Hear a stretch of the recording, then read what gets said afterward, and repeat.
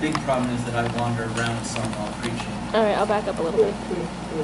The scripture reading for the sermon this morning is from Matthew chapter 5, the Sermon on the Mount. This is in verses 33 to 37.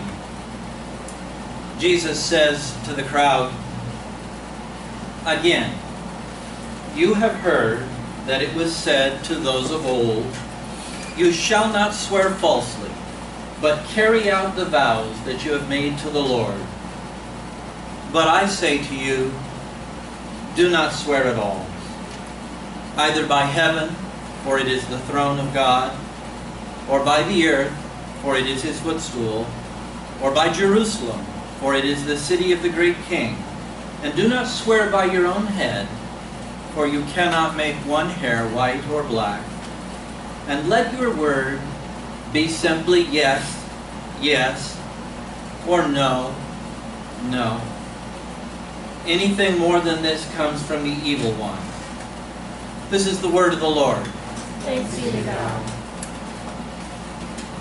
I'm probably going to spend 2 whole sermons on this passage, one negative and one positive. So we'll be in this passage again next week. And today is the negative one. I'm going to talk about lying. And secrets are lies, so I've coupled them together. That's the negative side, because it starts at first that Jesus is talking about the question of oaths. And people swear oaths all the time, both in official capacities, as in when you're a witness. Do you swear to tell the truth, the whole truth, and nothing but the truth, so help you God? I do. Please take your seat. And now the lawyers come and ask you questions, and you're giving evidence. Or the president says, I will defend the Constitution of the United States. He takes an oath of office. When people enter the armed services, they take an oath. Right, Jack? And so there's all these official oaths, but then too, sometimes people swear oaths in the moment to give emphasis to what they're saying.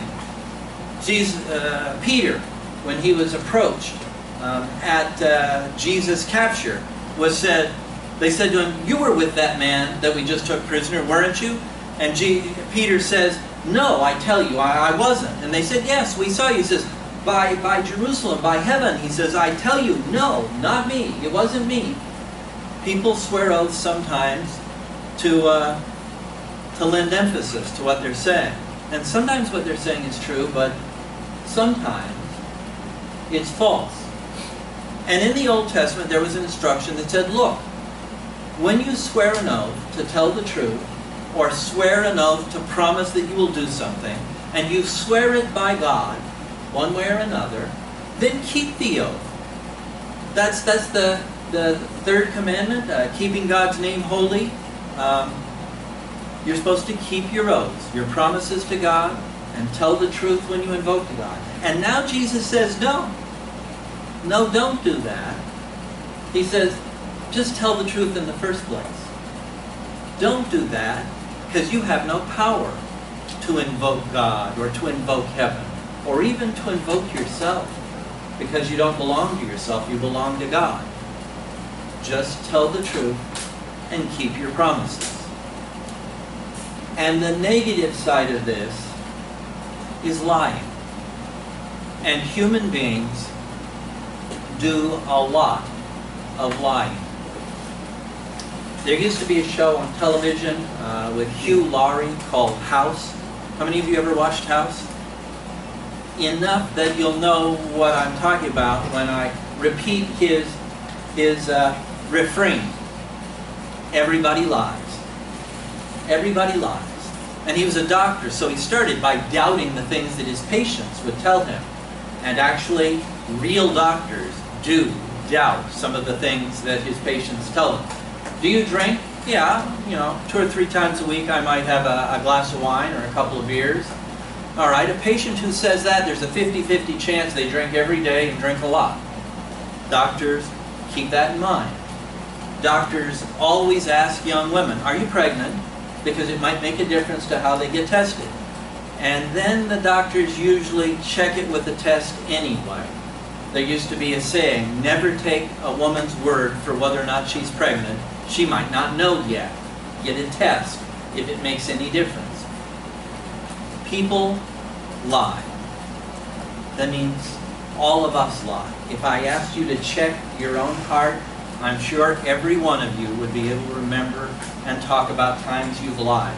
Mark Twain, the great American humorist of the previous century, wrote a whole article about lying and about the different ways people lie, including the lie from silence, which keeps a secret by concealing something that someone needs to know, and the artistic lies, such as when you tell the truth, and most of the truth, but just leave out the part that makes all the difference.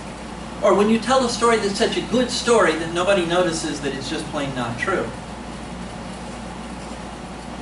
We do a lot of lying. God tells the truth, but we lie to one another. And we lie to ourselves, too. And sometimes we even believe the lies that we tell ourselves. And we lie to God as well, even though we ought to know better and know that we can't get away with it. And if we were asked as a question on an exam and a test, whether or not we can keep secrets from God or get away with a lie to God, we'd say, no, you can't possibly. But then we still act that way. A lot of the time, we don't really believe in God. We only believe that we're trying to believe in God. And sometimes, we're not even trying very hard. If we took seriously the idea that God can see and understand and knows everything that's going on, even the thoughts of our hearts, it'd be overwhelming. We couldn't stand it sometimes. So we block it out. We only remember it in prayer and in worship. And while walking through our life, day by day, hour by hour, we sort of ignore that because it's just too heavy. It's just too heavy. And then, of course, we do things that we wouldn't do if we were remembering that God knows the truth of the matter. We do a lot of lying. Now, some of the lies we tell are actually slightly innocent. They're not perfectly innocent, but they're slightly innocent. They're little social lies. Let's have lunch together sometime. Yeah, that would be great. I'll call you. Meaning, now I don't want to have lunch with you, but I don't want to insult you to your face, so I'll say I'll call you, and then I just won't call you. It's a minor lie, and maybe it is better than, no, I don't like you. Maybe it is. But notice, it's a lie we tell because we can't think of some other way to handle things. It's a failure of imagination. We can't figure out some way to communicate what we really want to communicate. Something like, hey, you must be a nice person, but you just don't tickle my fancy. I hope you have good friends somewhere that you can go out to lunch with, but I'm not going to be one of them. I mean, we're afraid to say something like that. Does this make me look fat? You'd better lie. I mean, unless it's a family member or a very close friend and you're out shopping with them and choosing the clothes, then maybe you tell the truth because there are other clothes that can be tried on. But if you're going out the door to a fancy dinner and your wife says, does this dress make me look fat? The answer is always no, it doesn't.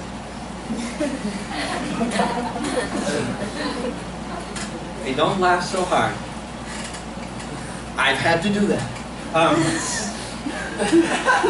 Again, it's a failure of imagination. We can't figure out some way to communicate, hey, you're wonderful, it's going to be all right, without lying about the direct question. I don't want to worry about those kinds of lies this morning. Mind you, I don't think it's good. I believe that we ought to be able to find the imagination and the understanding and the wisdom to not need those lies. But they're really difficult, and actually people understand. The person to whom you said, yeah, let's have lunch sometime, I'll call you, actually probably understands that you're being polite and isn't deceived by the lie. But these are simple ones. I want to put them aside. Some lies are intended to be small and temporary. You know, Chandler, did you take out the garbage? Yeah, Ma. You know, Did you take out the garbage? Well, no, not yet, but as long as I get it out before bedtime, it'll be out before morning when the trash man comes. So it's all right. I'm just, not right now. It's a small lie, it's a temporary lie, and I intend to fix it. We tell a lot of lies of that sort. Maybe they're harmless when it's the garbage and you do get it out before the next morning, but we tell lies like that at school, to our teachers and the people we have assignments with, and at work, to the people we're supposed to get jobs done for. And sometimes they mount up until we're not able to get the stuff done in time to make the lie true. And then it can come collapsing down on us. Sometimes lies build up so that things that seem small get worse. I worry about that because we lie to ourselves as well. When we say, yes, I did do that, and tell ourselves, and I'll get it done before anyone discovers it, I'll get it done, that we say to ourselves, that can become another lie, and we can trick ourselves. And then things build up. Then there are the lies that are bragging. And we tend to hope that those are fairly innocent, especially if we're young men trying to attract the attention and affection of young women. That's a classic form of bragging, and usually we're pretty careful about it. I used to tell people that in 1971, in January, I was the under-19 foil champion in the state of Oregon, and that I went down to California for the Pacific Coast under-19 championships and placed 5th. And the truth was that when I went down to the Pacific Coast under-19 championships, I lost every bout I fenced. Because when I won the Oregon championship, there were only 11 guys competing. And I won that championship over nobody much. So I was fencing with a bunch of people who didn't get as much practice and practice with as advanced people as they did down in California, where there were almost 600 under-19 fencers scattered across the state. We exaggerate, but we try to be careful. I mean, 5th, because you could look up 1st, 2nd, and 3rd. You see, you could look up 1st, 2nd, and 3rd. We tend to do that. Sometimes we even do that on job applications or college applications. Measure it carefully, just enough of a lie that it can't be looked up. And not a total, complete, out there, meaningless lie. I didn't tell lies about running track. I really did fence. We do that too, and we tend to think of it as innocent. But lies like that build up, and one brag adds to another, and adds to another, and adds to another, until we've created a totally false picture, or a 40% false picture of who we are. And then if the other person really does become a really close friend, or really does fall in love with us, now we got the problem of undoing those lies. Because if the relationship is going to be that close, it won't hold up under the weight of all those lies for very long. Some lies are in order to get gain. Advertising, political promises, sales talk. And we sort of understand that those are acceptable lies because everybody tells them in politics and we automatically discount them. But we do them in personal relationships too. You know, I'm going down to get such and such a record at the record shop. Get one for me too. And you come back and I'm sorry, they were all out of them. Actually, there was just one left, so I got it for me. No. Or, we didn't get any money back from that. Yes, we did. I put it in my own pocket. We tell, sometimes, lies that are designed to keep people out so that we can get the gain from things. Usually we are not devious enough to commit giant embezzlements and frauds like that. Usually our lies are at a smaller level, but it's a pattern that does build up, and some people get trapped in embezzlement and worse. There was a man at the church I used to pastor, and we asked him to be the trustee for the cemetery fund. The cemetery fund wasn't huge, about $36,000. It had to pay for the upkeep of the cemetery, mowing and stuff like that. He'd lost his job a couple of years ago and was making it on business he started for himself. But he never told any of us how badly the business he started for himself was doing. And his youngest daughter had just started college and gotten into a medium good school, Amherst, I think, to study, I forget what. And he started writing checks to the college out of the cemetery account, telling himself, I'm going to be able to pay it back. I'll pay it back when I get the money in from my business. I'm the trustee. No one will realize it. It'll all be paid back. I'm not stealing it. I'm really not. Except that he never made enough money to pay it back. A lot of embezzlements start like that. Very few of them are big, giant plan, I'm going to steal the money from the beginning. Usually there's someone lying to themselves as well as to other people. Some lies are to protect ourselves from consequences. No, I didn't take the chocolate chips. My mother used to make chocolate chip cookies. We loved chocolate chip cookies. So she always tried to have a couple of bags of chocolate chips in the house. So they'd be there when the time came that she wanted to make chocolate chip cookies. And I used to swipe them and eat them up.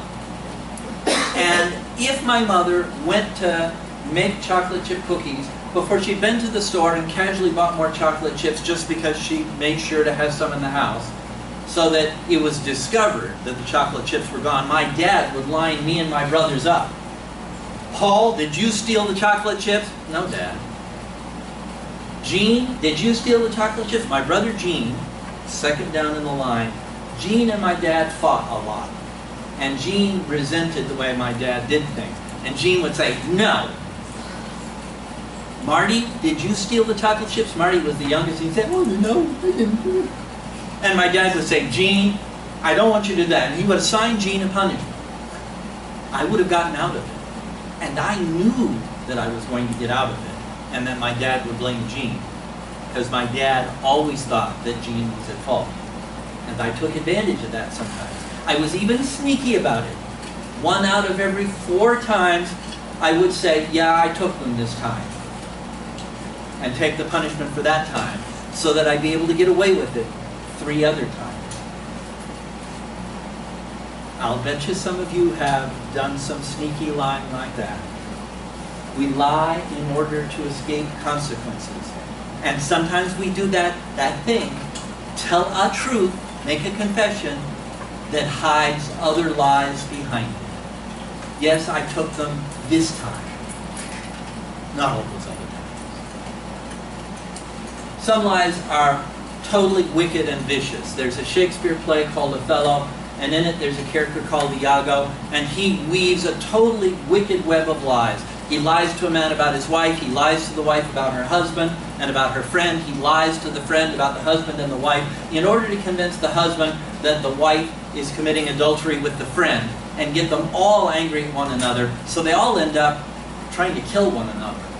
Just because he, Iago, wants them all to be out of the way so he can move ahead. I don't think it's very likely that any of us here are practicing that kind of totally wicked, completely planned, preconceived, vicious lying. But we're all capable of it. And in the course of the next 40 years, I would guess that 1 or 2 of us might weave a web of lies like that over something in our lives. We're all susceptible to it because we are all liars. Secrets are often lies. Not all secrets. Some secrets are just plain no one else's business. I've been learning to play the viola. No, I haven't. But I mean, you know, in private and secret, because there's so many of us here who are musically talented, and I don't want anyone to notice that I'm clumsy, so I keep it secret maybe. Something like that is just no one else's business. It's not a lie. Or some secrets are somebody else's secret. Jenny's my best friend, and I know that she likes Douglas. But she doesn't want to tell him because he's just a friend right now. And she's afraid that if she tells him, he'll back off. Whereas if she doesn't tell him, maybe the friendship will grow and eventually he'll like her too. It's not my secret. So I can keep it. it's not really a lie. But other secrets are lies. Cheating on a test is keeping a secret, where we got the information. Cheating on our taxes is keeping a secret, and it's a lie. Cheating on our spouse is keeping a secret, and it's a lie.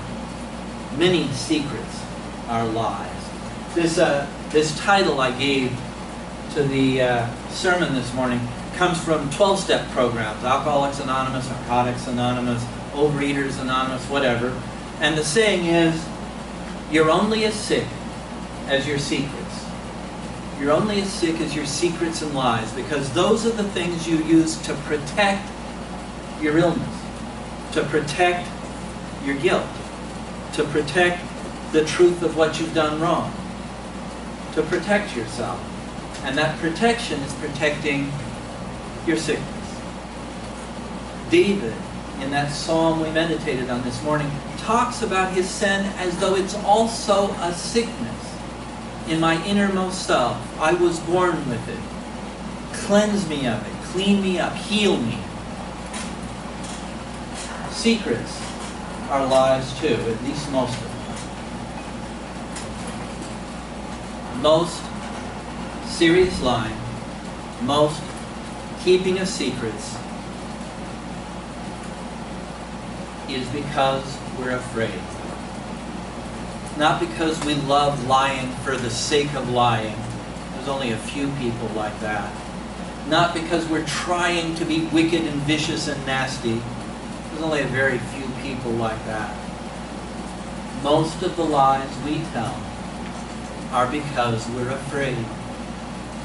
We're afraid of the consequences of something we've done, or we're afraid people won't like us, or afraid we won't get what we want, or afraid we won't be able to do what we want to do, or afraid we'll be excluded and left out. We're afraid, and so we lie. Almost always, 90% of the time or more, down at the heart of every lie and secret is fear. This is what the gospel is supposed to cure for us. Paul tells us perfect love casts out all fear.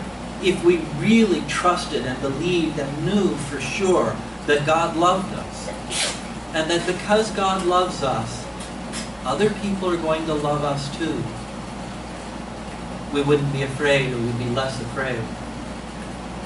Or we'd know that even if people don't love us now, they will in the course of time, because God is working with us to make us into better people.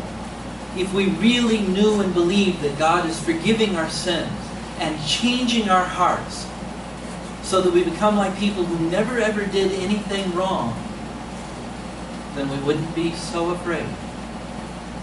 We'd be able to not tell lies in the first place, or else fix our lies and unveil our secrets when the time comes, and be confident that it'll be all right, that everything can be fixed, that everything can be healed. But usually we're afraid, and it's like I said earlier, it's because we really often don't truly believe in God. We're only trying to believe in God. Sometimes trying pretty half-heartedly. And the gospel, the story of Jesus Christ, the good news, is supposed to reassure us about that fear. It's all right. I know what you've done. And I still love you. And in the course of time, others will love you too. I know what you've done, and it's all right, because it can be forgiven and fixed.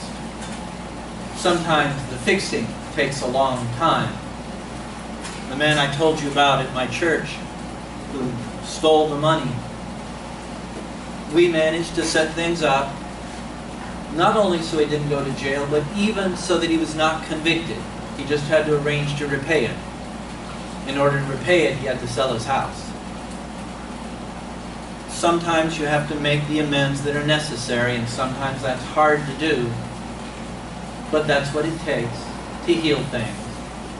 And that's part of how God leads us to do what's necessary. To get over being afraid. And to be able to be open with people again. Perfect love casts out fear. And that's because we learn to trust in God's grace, God's gift, in God's mercy, in God's forgiveness. And we learn to believe and entrust God's ability to make our hearts new. So, we've been working these challenges. We've got a very specific challenge this week. Choose a lie that you've told or are still telling. Some lies have continuing force. Or a secret that you're still holding or that you held that makes a difference. Not just a social lie, not one of those tiny ones, but probably not one of the big giant ones either, because this is an exercise, something out of the middle. And go and undo the lie, or reveal the secret, or tell the truth. Go undo it, go unmake the lie, go wipe it away, or open up the secret. Now, before you do that, check it out with a friend, a close friend that you trust. Because if you're careless, you can actually hurt someone by trying to open up an old lie or an old secret. So you've got to double check to make sure you're not just going to hurt someone worse. You have to be careful. Mostly speaking, we need to undo our lies and open up our secrets. But sometimes it makes a difference who and which ones. Because on this side of the resurrection, things are still complicated and messy. And sometimes we can hurt people without meaning to, or out of ignorance and carelessness. So when you make up your mind what lie you're going to undo or what secret you're going to unveil, first find a friend you trust. Not just who you trust to keep it secret if it needs to stay secret, but also who you trust to be wise enough to help you make a judgment. And let them know what you're going to do and ask them to think through with you whether this is going to be all right and is not going to just make things worse. That doesn't mean that it won't hurt. When you go and undo a lie or reveal a secret, it's going to hurt the other person a little bit right at first because they're going to realize what you already did. Sometimes that's okay. That's just part of getting through it. But sometimes the hurt would be permanent and terrible, and you need to check with someone and get some guidance and wisdom. So, okay, I've given you something very specific to do and a very specific way to double check it to make sure you don't do something careless that makes things worse. Any questions about that, about the assignment? I don't want it to be unclear, and I don't want anyone to be careless with it. Is that concrete enough? Good.